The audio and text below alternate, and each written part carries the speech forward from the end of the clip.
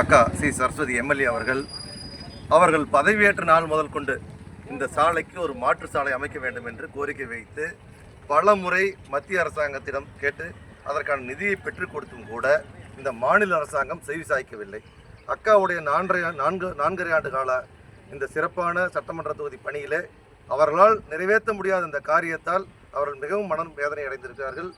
மக்களுடைய பாதுகாப்பும் மக்களுக்கான உயிர் பாதுகாப்பும் கொடுக்க வேண்டிய கட்டாயம் நமக்கு இருக்கிறது என்பதை உணர்ந்த அக்கா அவர்கள் இதற்காக உடனடியாக இந்த இடத்திற்கு வந்து இந்த சாலை பணிகளை மேற்கொள்ளக்கூடிய அதிகாரிகளை சந்தித்து அதற்கான ஆலோசனை கேட்டறிந்திருக்கிறார்கள்.